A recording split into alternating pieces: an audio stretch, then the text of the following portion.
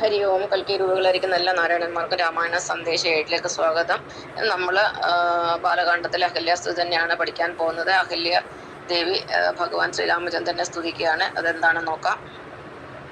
തത്വമദ്വയം സത്യസന്ധമാദ്യന്തഹീനം നിത്യമവ്യയം ഭജിച്ചേടുന്നേനിനി നിത്യം ഭക്തൈവ മറ്റാരെയും ഭജിച്ചേടുന്നേനില്ല.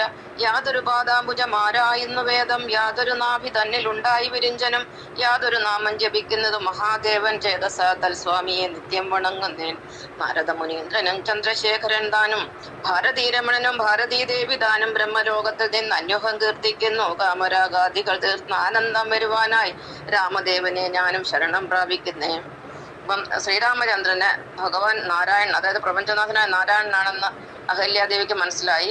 അതനുസരിച്ച് ദേവി ഇപ്രകാരം ഭഗവാനെ സ്തുതിക്കുകയാണ്. ഭഗവാൻ നാരായണൻ അഥവാ ശ്രീരാമചന്ദ്രൻ അദ്വയൻ അഥവാ രണ്ടെന്ന ഭാവം ഇല്ലാത്തവനാണ്. അദ്വയം എന്ന് പറഞ്ഞാൽ രണ്ടെന്ന ഭാവം ഇല്ലാത്തത്, അതായത് ഞാനും നീയും എന്നുള്ള വ്യത്യാസമില്ലാതെ എല്ലാം തുല്യമായി കാണുന്നതാണ് അദ്വൈതം. എല്ലാത്തിൻ്റെയും തത്വവും ആധാരവും സത്യസന്ധനും ആദിമധ്യാന്തം ഇല്ലാത്തവനും ആകുന്നു ഭഗവാൻ ശ്രീരാമചന്ദ്രൻ. അങ്ങനെയുള്ള ഭഗവാനെ അല്ലാതെ മറ്റാരെയും ഞാൻ ഇനി ഭജിക്കുന്നതേ അല്ല. വേദങ്ങൾ ഏതൊരു ദേവപാദമാണോ തിരയുന്നത്, ഏതൊരു നാഭിൽ നിന്നാണോ വിരിഞ്ചൻ അഥവാ ബ്രഹ്മാവ് സൃഷ്ടിക്കപ്പെട്ടത്, ഏതൊരു നാമമാണോ മഹാദേവൻ സദാ ജപിക്കുന്നത്, അത് നാരായണൻ തന്നെയാകുന്നു. അങ്ങനെയുള്ള ആ ഭഗവാനെ, ആ ശ്രീരാമചന്ദ്രനെ ഞാനിതാ ഹൃദയം കൊണ്ട് വണങ്ങുന്നു. അപ്പം വേദങ്ങളൊക്കെ ഏത് ദേവപാദമാണ് തിരുന്നത്? അല്ല, വേദങ്ങൾ എന്തിനെ പറ്റിയാണ് പ്രതിപാദിക്കുന്നത്? ആരെ കണ്ടെത്താനാണ് വേദങ്ങൾ നമ്മളെ പഠിപ്പിക്കുന്നത്? അത് നാരായണനെ തന്നെയാണ്. അത് പ്രപഞ്ചത്തിന് ആധാരഭൂതനായ പ്രപഞ്ച തത്വമായ പ്രപഞ്ച സൃഷ്ടാവും ഏകദൈവവുമായ നാരായണൻ തന്നെയാണ് എന്നാണ് അഹല്യാദേവി ഇവിടെ പറയുന്നത്. നാരദ മഹർഷിയും പരമശിവനെ എപ്പോഴും ജപിക്കുന്ന നാരായണ നാമമാണ്.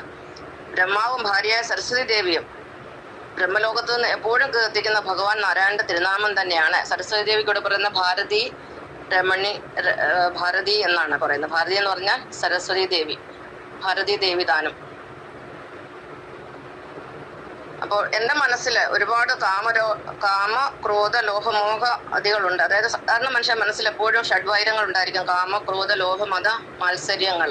അപ്പൊ ഇതൊക്കെ പോകണം. നമ്മുടെ മനസ്സിൽ നിന്ന് ഇതെല്ലാം ഇല്ലാതായെങ്കിൽ മാത്രമേ നമുക്ക് ബ്രഹ്മാനന്ദം അഥവാ മുക്തി അഥവാ മോക്ഷം കിട്ടുള്ളൂ. മോക്ഷം എന്ന് പറയുന്നത് മരിച്ചതിന് ശേഷം കിട്ടുന്നതല്ല, നമ്മൾ ജീവിച്ചിരിക്കുമ്പോൾ നമ്മൾ കണ്ടെത്തുന്ന ഒരു സത്യമാണ്. അത് കണ്ടെത്തിയതുകൊണ്ടാണ് ഞാൻ പറയുന്നത്.